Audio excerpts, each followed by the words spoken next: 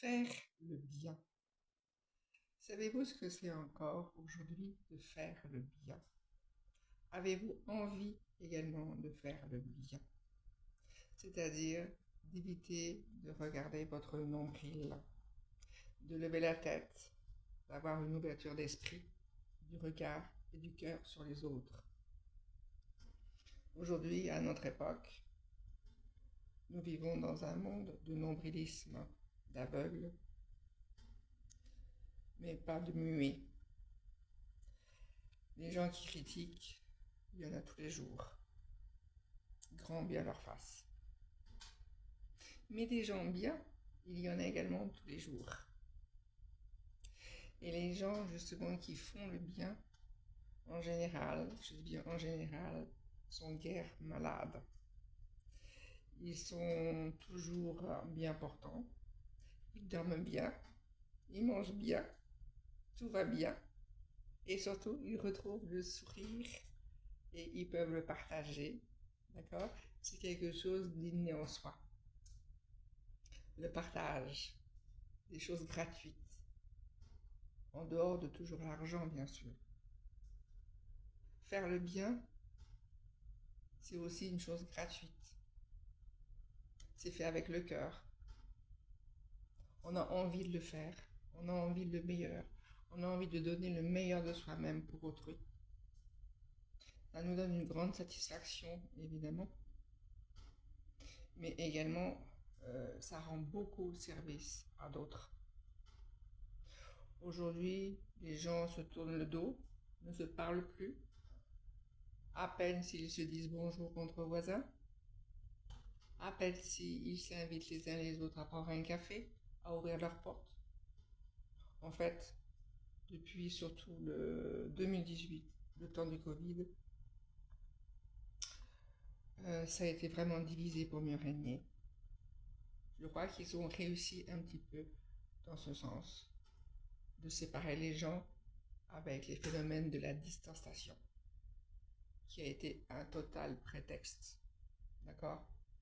Mais aujourd'hui, cela reste encore dans certains esprits, la distance. Les gens regardent derrière le rideau de leur fenêtre, sont seuls. Ils sont vraiment, vraiment dans une grande solitude.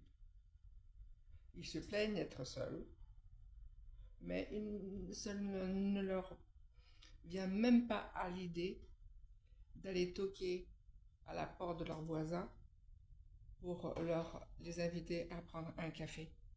Tout simplement un café et avoir un partage verbal et également à partager le sourire d'être ensemble, le sourire de partager les paroles, les pensées. Voyez-vous, c'est quelque chose d'humain. Les gens ont besoin de rester humains. Les gens ont besoin de contact. Les gens ont besoin d'entendre de bonnes choses. Ils ont envie d'avoir de bonnes relations, de bons contacts, d'avoir des gens qui les entourent, d'avoir une bonne vibration, des gens qui ont du cœur, des gens qui savent écouter, parce que les gens souffrent justement par manque d'oreilles attentives. Il faut revenir à ça. Il faut résister et lutter contre ces divisions qui sont imposées. D'accord? Il faut pouvoir avoir un retour à faire le bien. C'est quelque chose de primordial si l'on veut vivre dans un monde meilleur.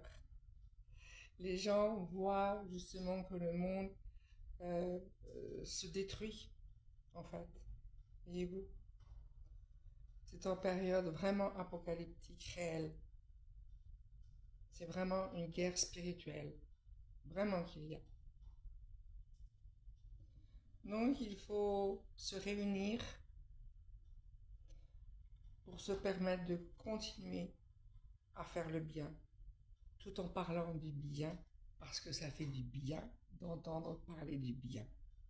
Et éteindre ces postes de télévision qui n'apportent que des mauvaises nouvelles, des catastrophes à n'en plus finir. D'accord? Donc il faut avoir un retour au coin du feu, faire un partage verbal, en étant physiquement les uns en face des autres, d'accord? Et retrouver cette chaleur humaine qui est en train de se disloquer au profit justement de la robotisation qui est extrêmement froide, d'accord?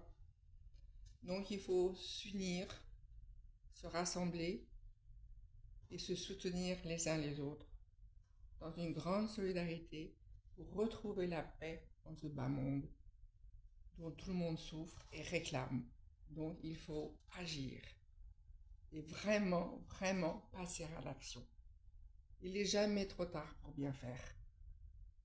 Donc unissons-nous ensemble et surtout pour nous aimer les uns les autres dans le plus grand des respects. D'accord? À très bientôt pour la suite dans ce sens.